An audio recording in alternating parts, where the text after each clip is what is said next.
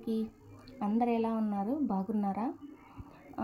ఈ వ్లాగ్ వచ్చేసి నేను ఫ్లిప్‌కార్ట్‌లో కిచెన్ కోసం ఒకటైతే ఆర్డర్ పెట్టాను.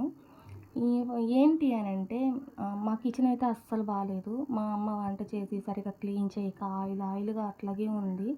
చూసి చిరాకు అనిపిస్తుంది డైలీ. సో, అందుకోసంగా నేనైతే ఇది ఆర్డర్ పెట్టాను. ఇవేంటంటే వాల్ స్టిక్కర్స్ ఉంటాయి కదా! సో, అవైతే ఆర్డర్ పెట్టాను. 2 వచ్చాయి. సో, వీటిని ఇప్పుడు వంట రూమ్‌కి అంటే స్టిక్కర్ అంటించాలి. చూసారా మా వంటగది ఎలా ఉందో?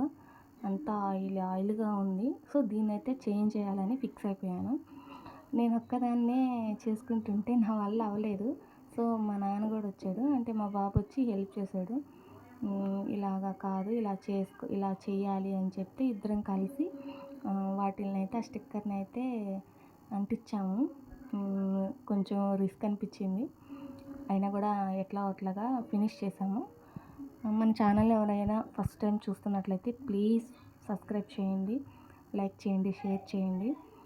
మీ సపోర్ట్ నాకు చాలా అవసరం. ఎందుకంటే నాకు వ్యూస్ కూడా ఏం రావట్లేదు. ఇంతకుముందు చాలా వ్యూస్ వచ్చేది. ఇప్పుడు వ్యూస్ కూడా రావట్లేదు. మరి ఎందుకో ఏమో తెలియట్లేదు.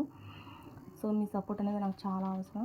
నా హెయిర్ చూసారా ఎంత పొట్టయిపోయిందో, కానీ క్యూట్ అనిపించింది. మా అమ్మని కొంచెం కట్ చేయమంటే ఎక్కువ కట్ చేసేసింది. ఫైనల్‌గా కొంచెం సగం అయితే ఫినిష్ చేసాము. మధ్యలో వచ్చింది మా అమ్మ. అంటే ఏదో ఒకటి చేయకపోతే మళ్ళీ నేను తిడతానని చెప్పి ఫైనల్‌గా అవుట్‌పుట్ అయితే ఇలా ఉంది. అంటే మొత్తము చేశాక కొంచెం అయితే బ్యాలెన్స్ అయింది. అక్కడ చూస్తున్నారు కదా, పేపర్ పెట్టా కవర్ చేసాము. అది కొంచెం కూడా వచ్చుంటే బాగుండు. ఫస్ట్ ఉన్నదానికి ఇప్పుడున్న దానికి ఎంత డిఫరెన్స్ ఉందో కదా! అంతే ఏదైనా నీట్‌గా పెట్టుకుంటే బాగుంటుంది.